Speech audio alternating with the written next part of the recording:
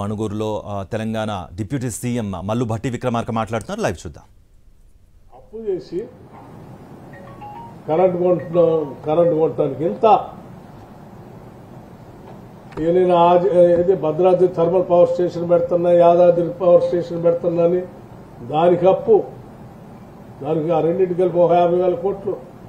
అసలు ఏడ చూసినా అంటే అంది వచ్చిన ప్రతి డిపార్ట్మెంట్ని అప్పుల రూపేణా తాకట్టు పెట్టి రాష్ట్రాన్ని, సమాజాన్ని అత్యంత భయంకరమైన ఆందోళనకర పరిస్థితుల్లో రాష్ట్ర ప్రభుత్వం, గత ప్రభుత్వం నెట్టేసింది. అందుకే వాస్తవ విషయాలన్నీ కూడా మేము మొన్న సాధ్యమైనంత మేరకు శాసనసభలో బయట ప్రజలు చెప్పడం కోసం ప్రయత్నం చేశాం. వైట్ పేపర్, శ్వేతపత్రం రూపేణా ఈ ఆందోళనకరమైనటువంటి ఇన్ని వేల కోట్ల రూపాయల అప్పులు చూస్తూ ఉంటే ఒక్కొక్క శాఖకి ఈ రాష్ట్రాన్ని మళ్లీ తిరిగి ట్రాక్ మీద పెట్టాలంటే చాలా నిబద్ధతతో, ప్రణాళికాబద్ధంగా, ముందు చూపుతో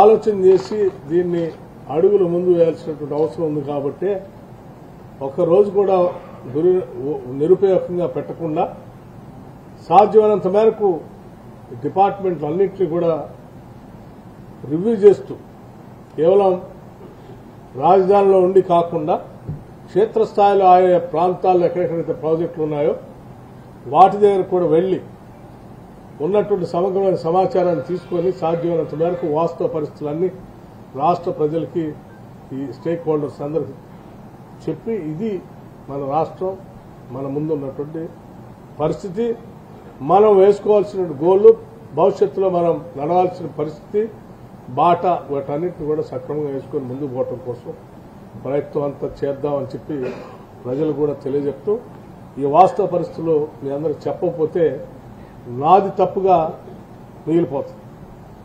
అందుకే నేను సాధ్యమైనంత వరకు ఈ అంకెలు ఇవన్నీ కూడా ఆన్ రికార్డ్ స్టాటిస్టిక్స్ నుంచి తీసుకునే, ఈ గాలి కబుర్లు కాదు, రాజకీయ ఉపన్యాసాలు అంతకంటే కాదు, కేవలం స్టాటిస్టిక్స్ నుంచి ఈ ప్రభుత్వం చెల్లించాల్సిన బకాయిలు, తెచ్చిన అప్పులు, వీటన్నిటిని తీసుకొని మీకు సమగ్రంగా సమాచారం ఇస్తా ఉన్నాను. ఇది నిజంగా ఎందుకనంటే పవర్ సెక్టార్ ఇంత లోతుల్లో, పేకలతో లోతుల్లో అప్పుల్లో ముంచేయటం అంటే ప్రతి పనికి ఈరోజు పవరే కావాలి, ప్రతి ప్రొడక్షన్కి పవరే కావాలి. మనిషి మనుగడకి మొత్తం రోజువారు ఉదయం లేచింది రాత్రి పడుకునేంత వరకు, మళ్ళీ నిద్రపోయినప్పుడు కూడా మనకు కావాల్సింది పవర్.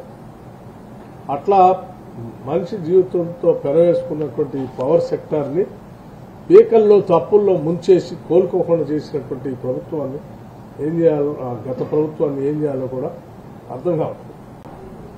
కానీ బాధ్యత కలిగినటువంటి ఈనాటి కాంగ్రెస్ ప్రభుత్వం తప్పనిసరిగా లోతుగా అధ్యయనం చేస్తూ ఆయా వ్యవస్థల్లో పనిచేస్తున్నటువంటి ఉద్యోగ వ్యవస్థలందరికీ కూడా ఒక పాజిటివ్ దృక్పథంతో ఈ ఉన్న సమస్యలన్నింటినీ కూడా అధిగమించి ముందుకు పోతూ ఈ సమాజానికి, ఈ రాష్ట్రానికి కొన్ని లక్ష్యాల కోసం మనం ఈ రాష్ట్రాన్ని తెచ్చుకున్నాం.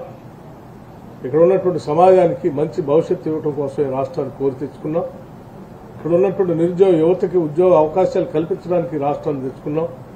ఇక్కడ ఉన్నటువంటి వనరుల్ని ఈ ప్రాంత ప్రజల అభివృద్ధి కోసం వాడుకొని ఒక మంచి రాష్ట్రంగా దీన్ని దేశంలో పోటీపడేట్టుగా తయారు చేసుకోవడం కోసం రాష్ట్రాన్ని తెచ్చుకున్నాం.